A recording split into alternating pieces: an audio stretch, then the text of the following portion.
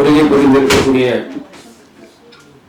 தமிழகத்தின் பட்டி தொட்டி எல்லாம் தங்களுடைய கருத்தாக்கங்களையும் கலை படைப்புகளையும்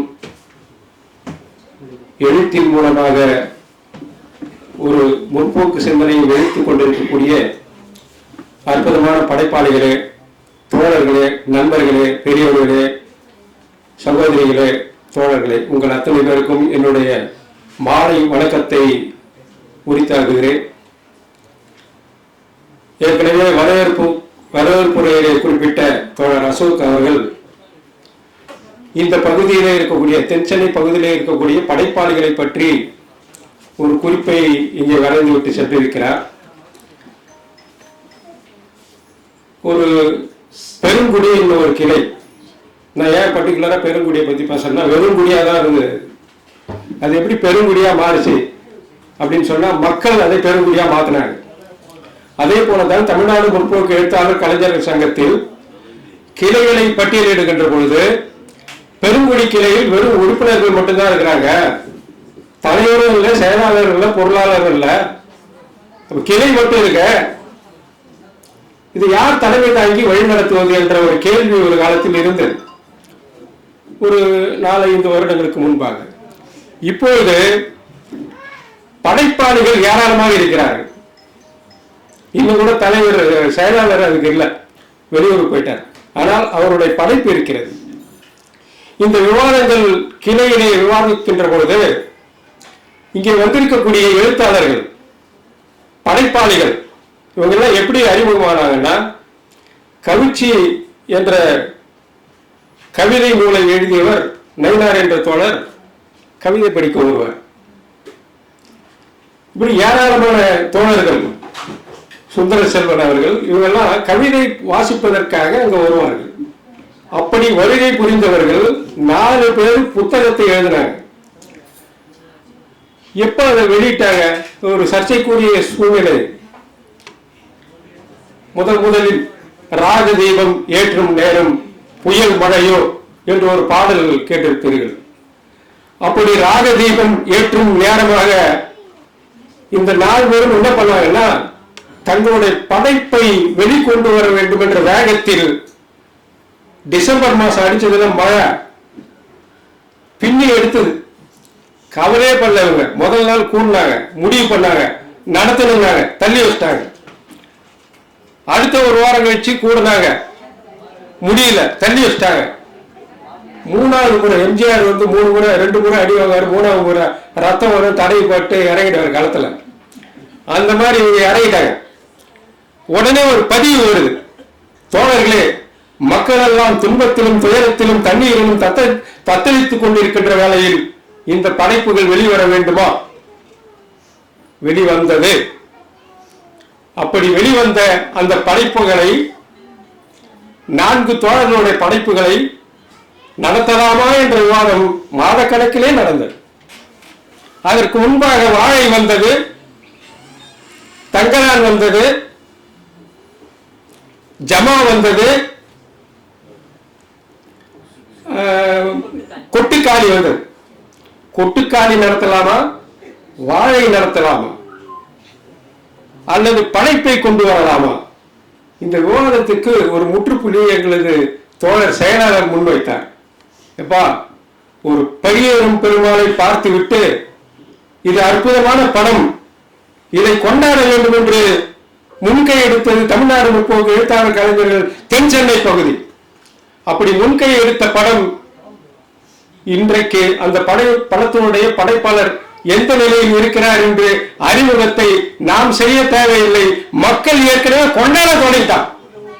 இப்ப நாம் கொண்டாட வேண்டியது நம்முடைய படைப்பாளிகளை, அந்த படைப்பினுடைய நோக்கத்தை, அதனுடைய வீரியத்தை, அந்த தோழர்களை வளர்த்தெடுக்க வேண்டிய முக்கியமான கடப்பாடு தென்சென்னை மாவட்டத்திற்கு இருக்கிறது என்ற அடிப்படையிலே இப்படியான படைப்புகளை நாம் கொண்டு செல்ல வேண்டும்.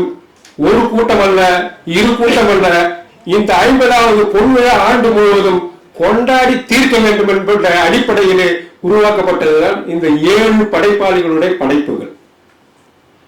இந்த கன்னிமார் கதையெல்லாம் கேட்டிருப்போம்.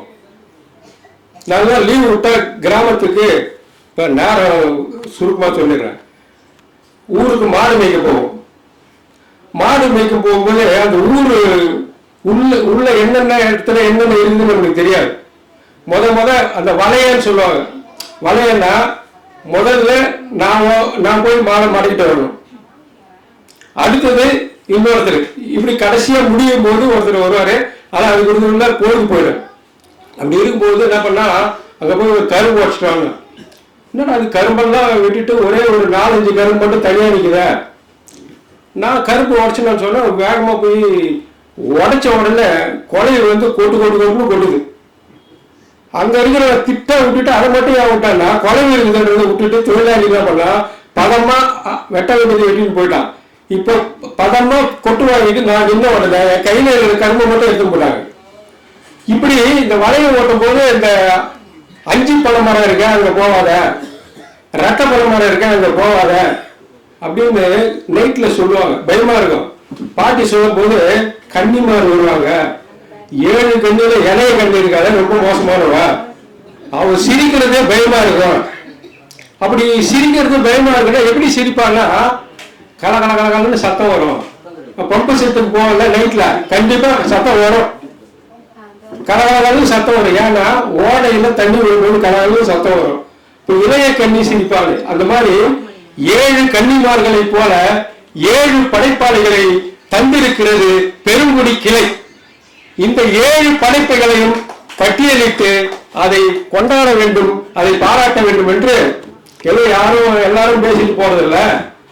அந்த படைப்பாளிகளை அழைத்து உங்களுக்கு உகந்த விமர்சகர் யார் என்பதை நீங்கள் தேர்வு செய்யுங்கள் என்று சொன்னோம்.